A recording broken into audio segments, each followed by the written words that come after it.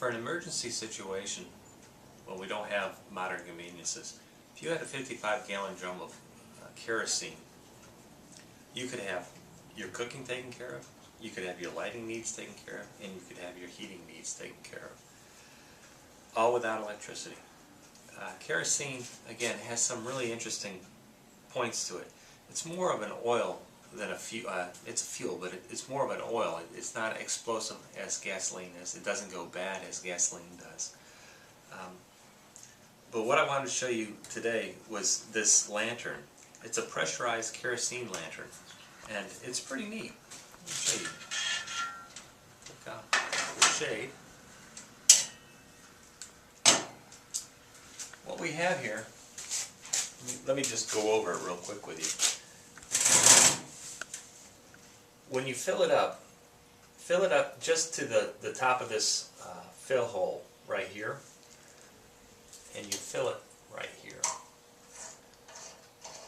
This is our pressure gauge. Pour your fuel into there,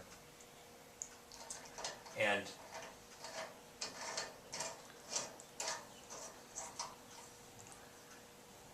you want to make sure that it's sealed.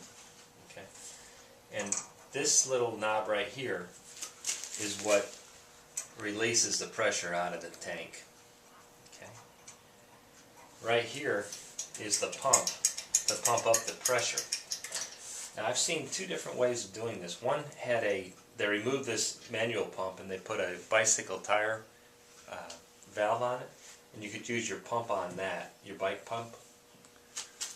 Okay, and then as you come around the back side, you want to make sure that this knob right here, the arrow is pointed up. Okay, and when it's lit, you'll see we're going to point that down. What this does is it closes off the kerosene first off, but it takes our mantle and adjusts its brightness.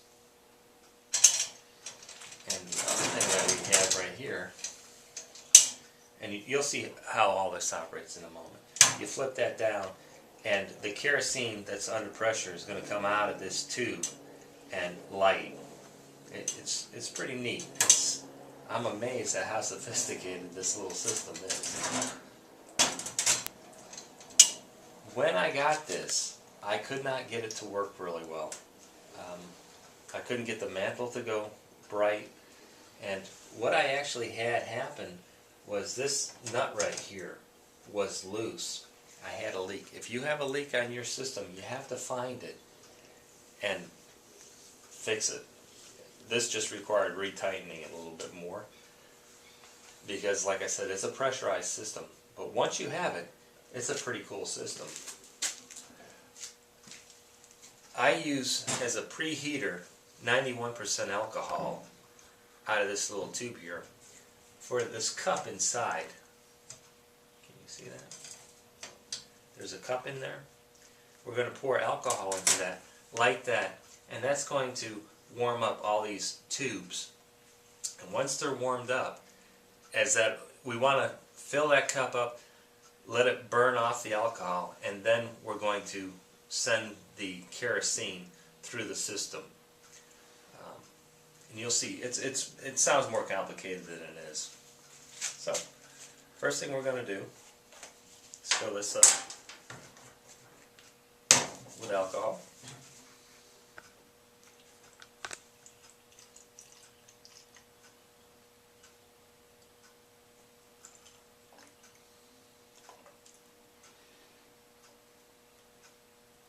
And then when I'm done with it, I just pour the remaining alcohol that's in this back into here so it doesn't evaporate. Let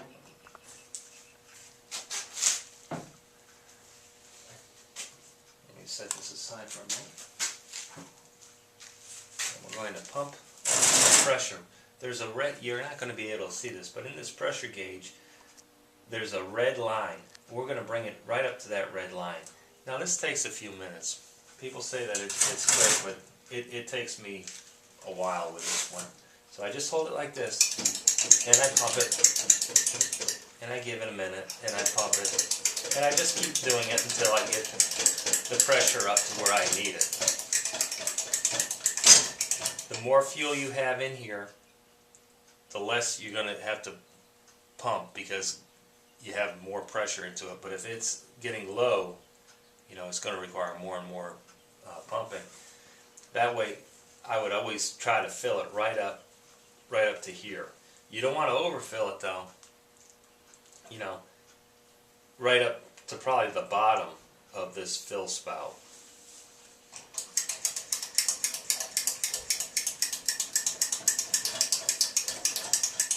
It only takes a minute or two though to really get it going. I've already got the needle moving.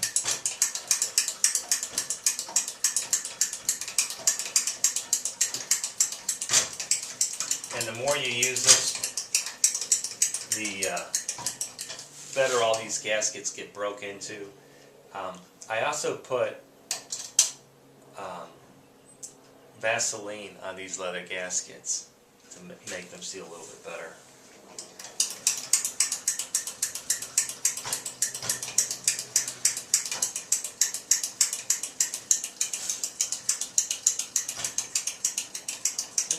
I'm right at that line right there.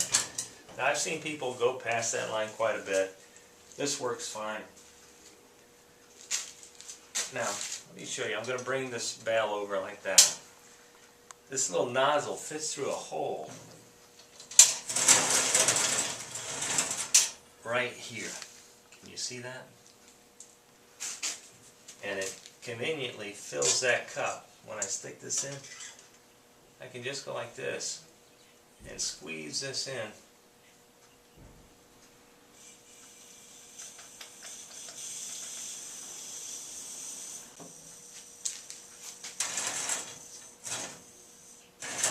And right here I got a slight little leak every so often. I gotta kind of push that out. I think some of these are made better than others, but as you'll see, once this thing gets going, it really doesn't matter. Take the match.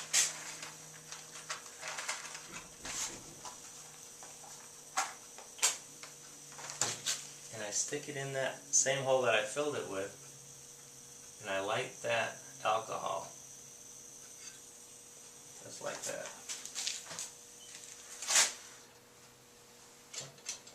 And I'm going to give this a minute.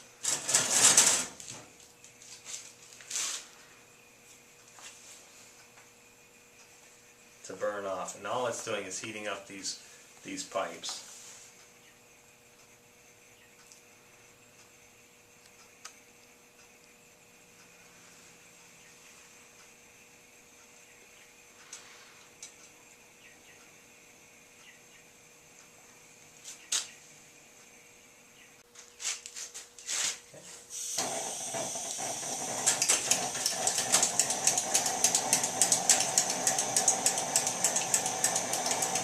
Kerosene, I pump that down. Kerosine's coming up through that tube.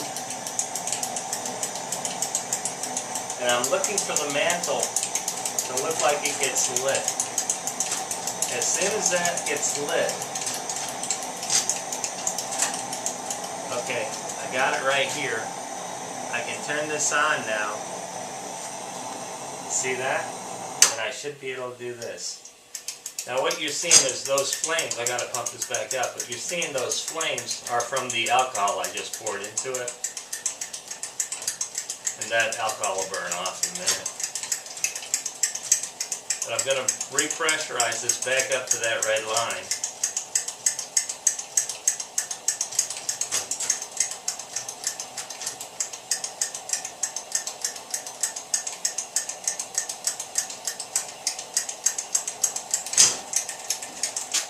I'm almost there.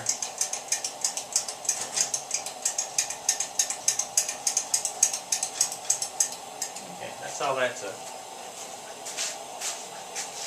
And then I put this back on.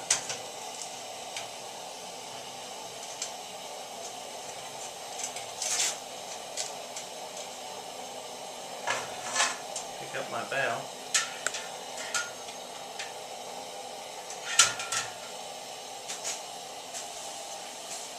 And there you go. Have a couple of these. Have a couple of these hanging. You won't be in the dark.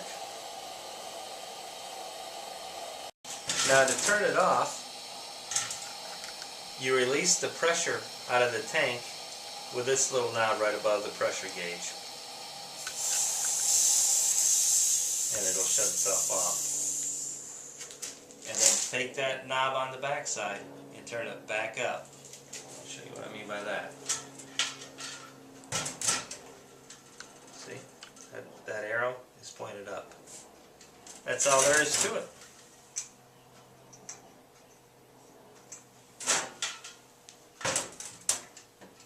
With kerosene, you have your lighting also.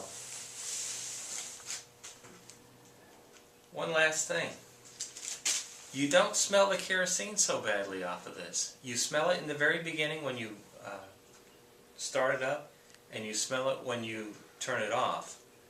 But as it's burning, you don't have that really bad kerosene smell.